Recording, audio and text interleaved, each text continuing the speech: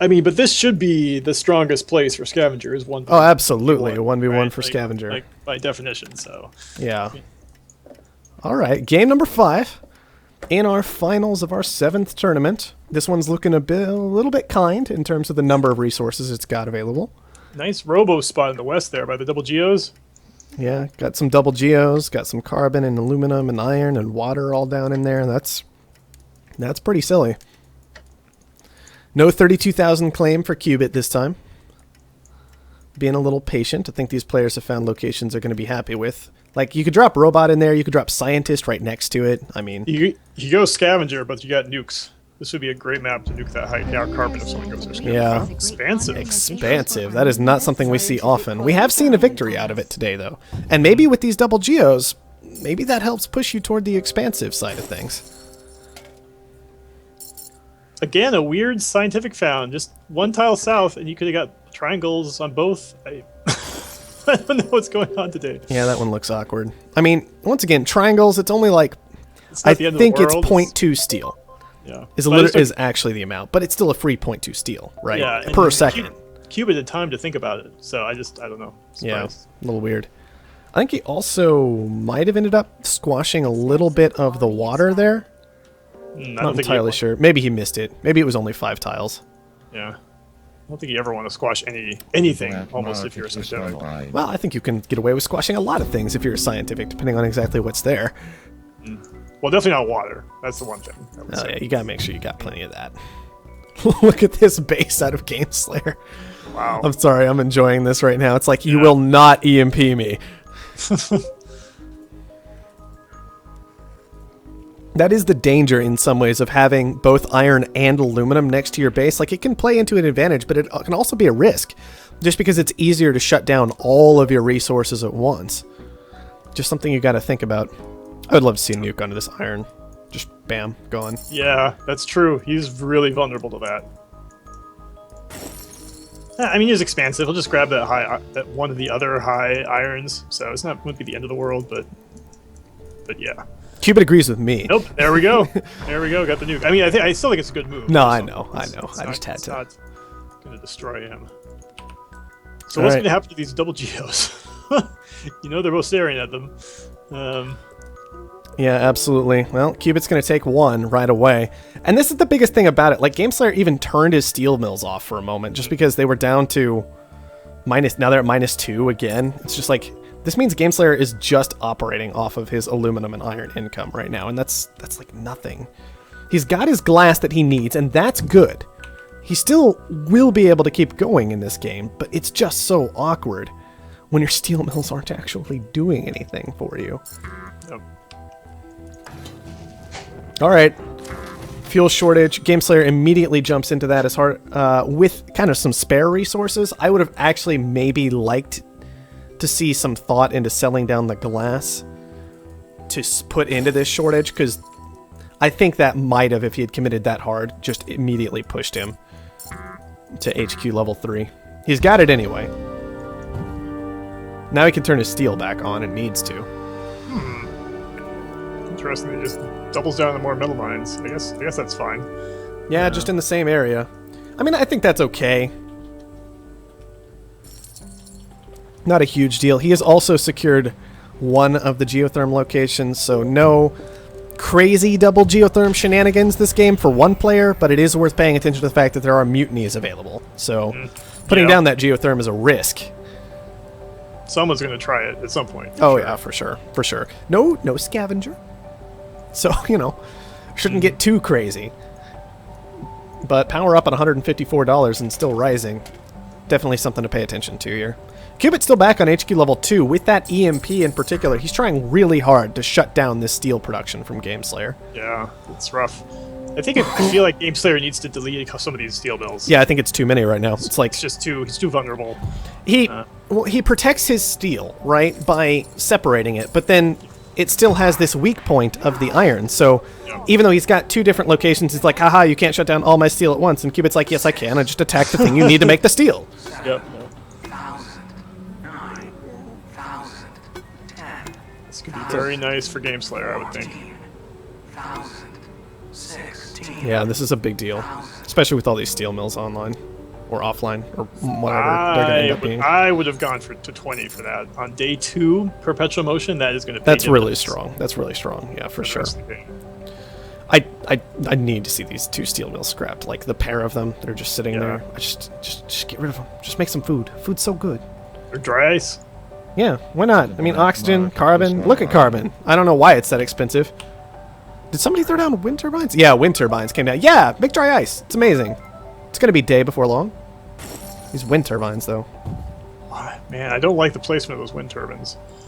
I mean, yes, you get the more power, but he was already on a cliff edge.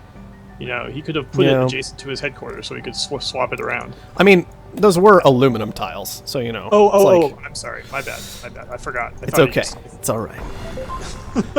It is an important detail. I take it all back. In that case, actually claiming those 2 aluminum tiles actually was pretty smart, because that was an option available to him. Yeah, I think Gameslayer should have actually taken those when he got down early. Yep, I agree. Because they're just more valuable. Yes, they're not right next to your base, but they're still valuable to your opponent in a pretty extreme way, so.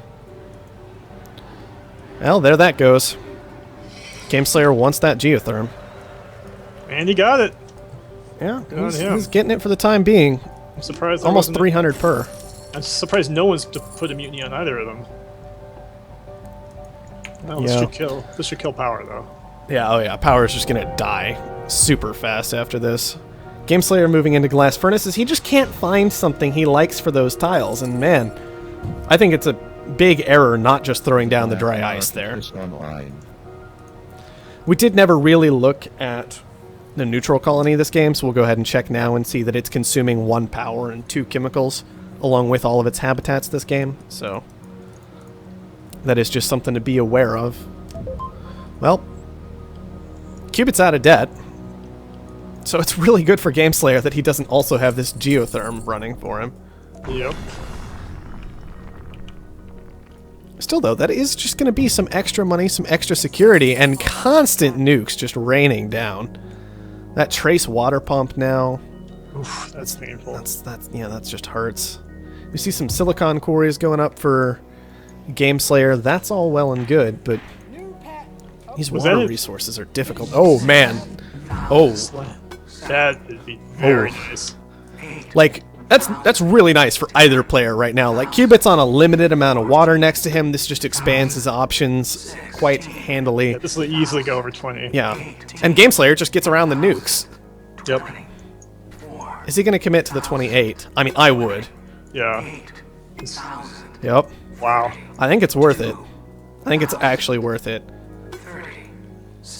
Gameslayer would get 2 high silicons if he gets this. Now we're pushing into super dangerous territory. I mean, Cubit has no debt, so I think that's it. Basically, that was the advantage of no debt. Gameslayer would have doubled his debt if he had went to 4. I think it was 48. Was that? It would have been 48. Yeah, it would have been the jump to 48. I don't think you can go that high. So. Yeah, we are past the days of 72K auctions, unfortunately. Yeah. Well, good on Cubit. He's got lots of good options now. Cubit says worth it. I think he's actually right. But I do question if it would have been worth it for Gameslayer. He needed it less than Gameslayer did. That's the ironic part. Yeah, probably. But he could afford a lot more, so. Yeah. But in a 2-player game, it doesn't really matter. If you keep something from your opponent that they really need, it's just as beneficial to you anyway, so. I will say, I think it was a little premature for Cubit to drop this second nuke onto Gameslayer's water pump here. Unless he had already put this second water pump down. Even then, though, I don't like this second nuke on this water pump at all. He knocked it from high to low. That was great. But then he knocks it from low to trace. I don't think that's as strong because there's no adjacency you're also knocking down. It just tells Gameslayer, stop building water in this area. And, like, move somewhere else. If he was at level 5 and had finished all his claims, that would be something else. Yeah.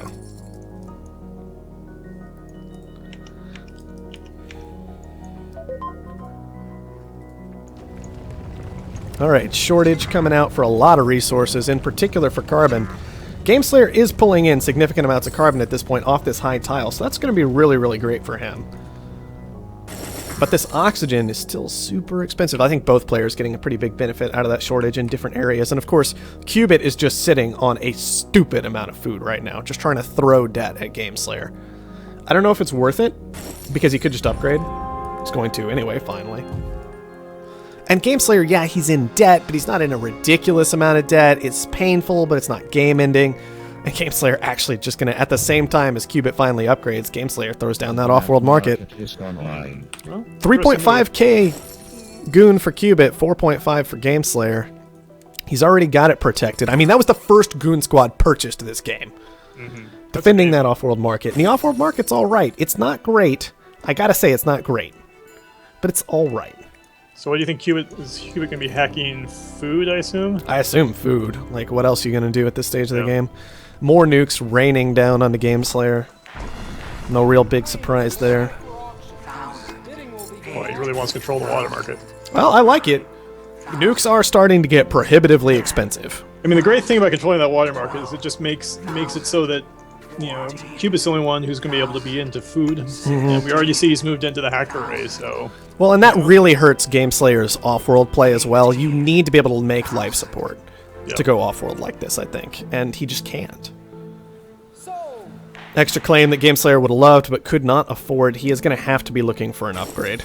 Shouldn't be too hard to get to, though. Yeah, Gameslayer's going to have to upgrade and grab some high water somewhere. There is a high and a medium way up north, which would certainly solve the water problems. Heading into some electronics production. Interesting. He should, at this point, delete his water and just put some dry ice there. His water pumps. Yeah, I definitely think that would have been the correct move. I mean, oxygen is ridiculous. Oxygen is also ridiculous off-world. That is the primary launch this game. Well, and he's building them next to his base, but... I mean, that's fine, but... that doesn't leave his water tiles any less awful. $22 a piece on those, even with the trace value. Yeah, and as he drives down the price, it means he won't really have that option for the water anymore. Now, the big concern here is Cubit's actually really close to being able to kill Gameslayer. Yeah. Gameslayer doesn't quite have enough to defend himself. Not really. Gameslayer will be able to defend himself. You think so? I mean, By the time... I mean, he needs that 20 seconds, I think, to get that launch off. Yeah. Well, we'll see, I guess. D level of debt. Each purchase locks him out for 4 seconds. So that's 5 purchases, I know. 20 seconds. But Gameslayer's not moving to defend immediately. He just doesn't have it because it's all wrapped up in this off-world. That was the concern here. Yep. Is it was all tied to this off-world launch. Wow. Yeah, that's it. That majority buy. Underground nukes. They're pretty good. Nukes are a great tool for scientists. What happened? Why not defend? Why not defend what? Cubit's asking questions. Yeah, I don't understand the question. He was asking why Gameslayer didn't defend himself. Yep. It was all in that oxygen launch. That oxygen launch would have netted him, 50,000 basically, which actually still might not have been enough. Well, I think once it launched, plus it would have been enough, I think, if it had gotten the launch off and he didn't launch again. Right. Like those two things combined, so I think that would have pushed to it. But it was clearly within... He needed about 6 more seconds. It was pretty close. Yeah, it was pretty close. And it would have... It's kind of a shame because he does have an offer market up. But I'd have to give this to Cubit long term. I mean, he's a level 5. He has an amazing area of production. Although, man, that sure is begging for an EMP. He's a scientist, so I guess it's okay. It's begging for a slowdown strike, and unfortunately for Gameslayer, those weren't here. Yep. But with the hacker array, I mean, I think Cubit would have been in a pretty good position. I think Cubit was still very well set up. If he had needed to transition to an off-world, it also would not have cost him a lot of cash. So yeah. And Gameslayer is in D debt. Absolutely. It was well played by Cubit. I mean, you don't see the nukes doing it all that often, but man, they did this game. Look at those 2 little medium water pumps next to his headquarters, which were enabled from the slant drilling. Yeah, that's pretty nice. silly. That was doing some good work. I mean, if we look, this is 3-4 tiles of Cubits that are getting massive benefits from slant drilling here. And I think that was well worth it just to maintain complete control of that market and avoid Gameslayer getting a hold of it. Yeah, that was half the value of that slant drilling was keeping it from Gameslayer for sure. because that would have those water tiles would have come back online.